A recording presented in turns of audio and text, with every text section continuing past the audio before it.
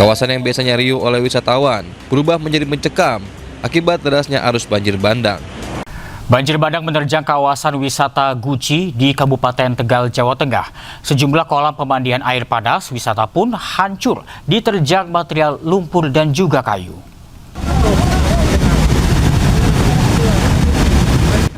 Inilah detik-detik bencana banjir bandang menerjang kawasan wisata Guci di Kabupaten Tegal, Jawa Tengah.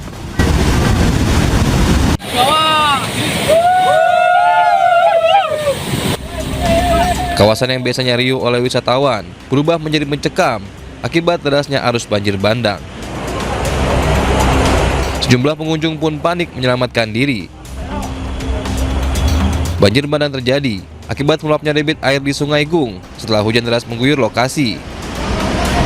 Petugas pun mengamankan dan menutup sementara area terdampak di Pancuran 13 dan Pancuran 5. Destinasi wisata Guci saat ini aman untuk dikunjungi. Meski kawasan Sungai Gung setiap tahun kerap kali banjir seperti sore kali ini karena curah hujan tinggi, tapi jangan khawatir, saat ini beberapa fasilitas memang masih terdampak. Pancuran 13 atau Barokah ya, dan Pancuran 5 Sedang Sari untuk sementara belum bisa digunakan akibat luapan air sungai. Tidak ada korban jiwa dalam peristiwa ini, sementara pihak Guci masih membuka daerah wisata lain yang tidak terdampak banjir bandang. Dari Tegal, Jawa Tengah, Unibar, iNews melaporkan. Untuk informasi terkini terkait banjir bandang, sudah ada rekan Unibar di kawasan wisata Guci, Tegal, Jawa Tengah. Selamat siang, Unibar. Bagaimana kondisi terkini di wisata Guci, Tegal, Jawa Tengah saat ini? Ya, pemirsa, saat ini di area Pancuran 13 Guci, aktivitas pembersihan lokasi dari material banjir bandang masih terus dilakukan oleh tim gabungan TNI Polri, BPBD, dan sejumlah relawan. Hampir semua wahana atau kolam renang air panas alami yang berasal dari Gunung Slamet hancur lebur diterjang oleh banjir bandang kemarin sore. Saat ini sejumlah pipa air panas yang mendistribusikan air panas ke sejumlah hotel dan villa juga hanyut terbawa air sungai itu, dan pembersihan dilakukan menggunakan satu alat berat dibantu dan sampai ini wisata Pancuran 13 Guci masih ditutup sementara. Kemudian ada beberapa wisata lain yang ditutup, yakni Pancuran 5 dan satu lagi air terjun Serwiti yang berada di atas lokasi tempat saya berdiri. Untuk penanganan diperkirakan dalam 2 hari ke depan material longsor, material banjir bandang ini akan berhasil dievakuasi, dan untuk Pancuran 5 juga akan dilakukan pembersihan. Sampai saat ini sejumlah kolam renang yang terendam pasir tengah dibersihkan oleh petugas gabungan dan pengelola wisata. Demikian. Ya, Unibar, apakah ada korban jiwa dalam peristiwa ini?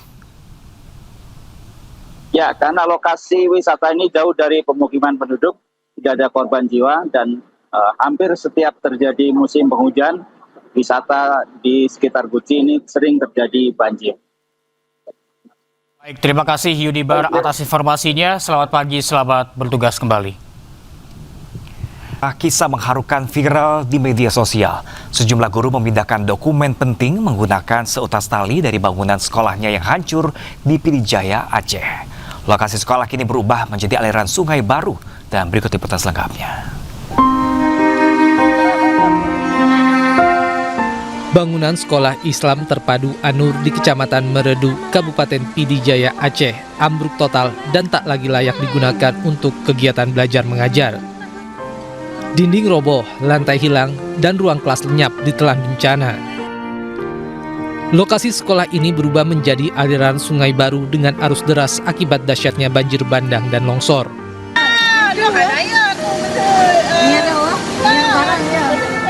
Dengan seutas tali yang diikatkan ke tiang bangunan yang tersisa, para guru memindahkan inventaris sekolah dan dokumen penting satu persatu dari bangunan yang sudah hancur akibat keterbatasan akses.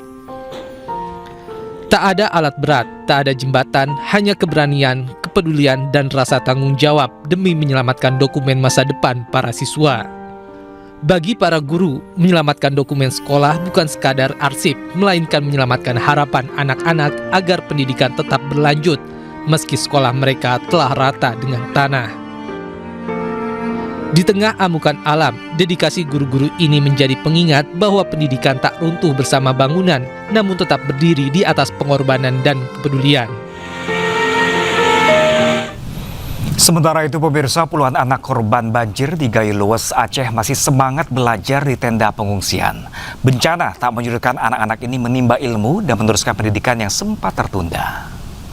Kami hanyut, kami tidak sekolah lagi. Masih semua hanyut.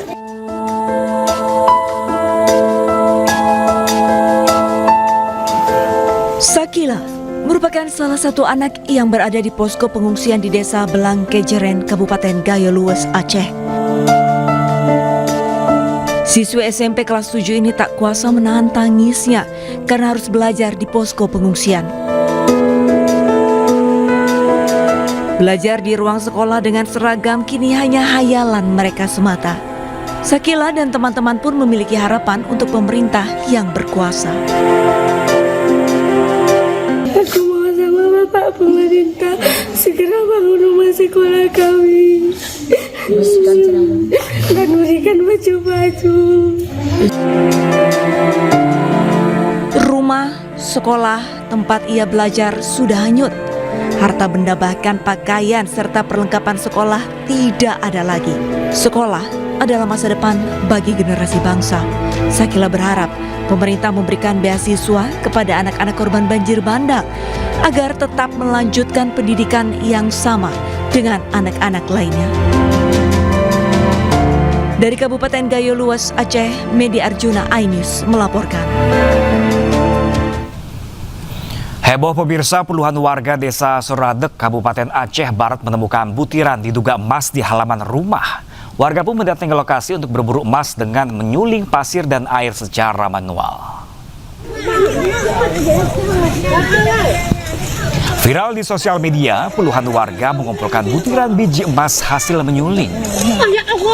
Para mama sibuk menggali tanah di halaman rumah dan menyuling dari kubangan air tanah.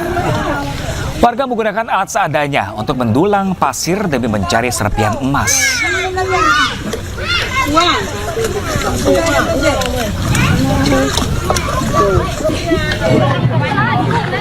Tak hanya di Aceh pemirsa, warga Sibolga, Sumatera Utara juga digegerkan dengan banyaknya butiran emas pasca banjir bandang.